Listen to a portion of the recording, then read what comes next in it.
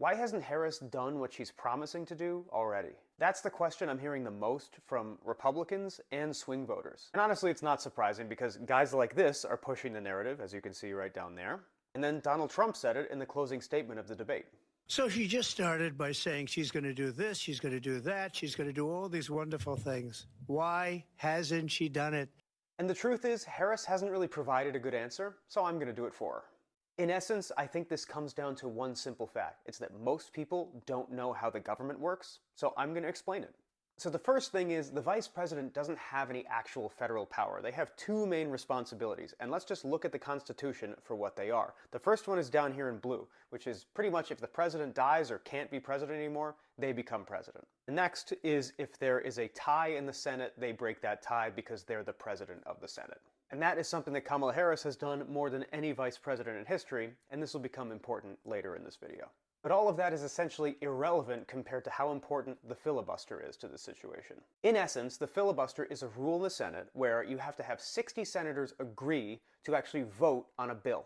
To pass a bill, you only need a simple majority, but to vote on a bill, you need 60 senators, and that is where the Republican Party has absolutely fucked over Joe Biden and Kamala Harris. And that's because 40 Republicans can say, fuck you, we're not going to vote on anything you want to try to pass because we don't like you. And that's exactly what's happened, and we're going to walk through all the details of it now. The Biden-Harris administration has been trying to put forward things that look like what Kamala Harris is presenting in her campaign, but they have been completely blocked by Republicans. Let's go through a few. The first one is the Build Back Better bill, which contains a lot of things that I bet when you hear them, you'll go, why the fuck don't I have this? This included 4 weeks of paid family leave, money for childcare, reduced prescription drug costs, and tax cuts for low and middle income people. But Republicans and Joe Manchin said, no, we're going to filibuster it.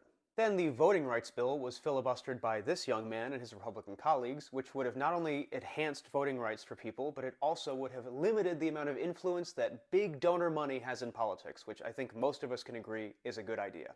They said no. Then there was codifying the right to have an abortion at a federal level. That was also filibustered.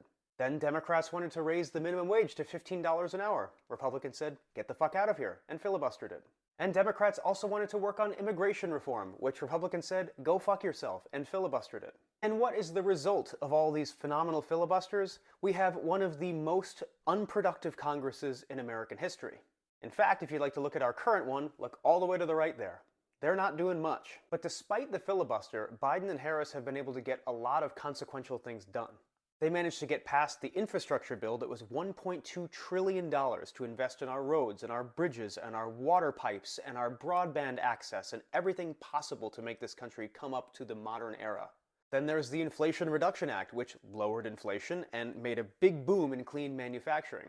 Then there's the CHIPS and Science Act, which created a ton of jobs and innovation and made America the leader in chip production. Then there was the PAC Act that gave a bunch of money to veterans' healthcare.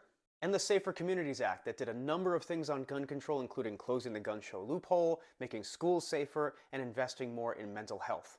So yeah, despite the filibuster, Biden and Harris have been able to get some very consequential things done. But the large scope that Kamala Harris wants to achieve, that Trump and Musk and Republicans are all complaining she's not able to do now, is not because she's not capable of getting things done, it's because of this fucking rule.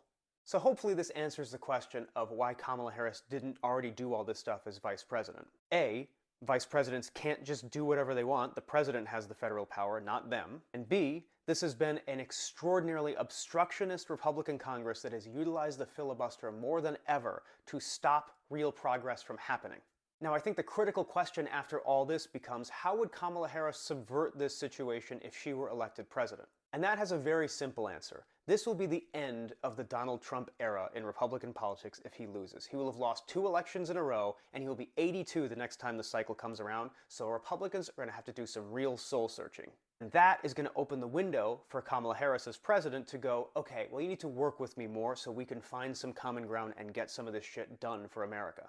Republicans will be searching for a new identity, and with Trump not the leader of their party anymore, they'll have an opportunity to get away from obstruction and actually try to work together with Democrats. As Biden and Harris have already shown, they know how to collaborate with very hostile collaborators. They've gotten a lot of things done with people who don't want them to get anything done. And yes, it's not all the things that Harris is presenting she wants to do, but it's a chunk of it. And if there is a different mentality in the Republican Party once Trump loses, she will have more ground to gain.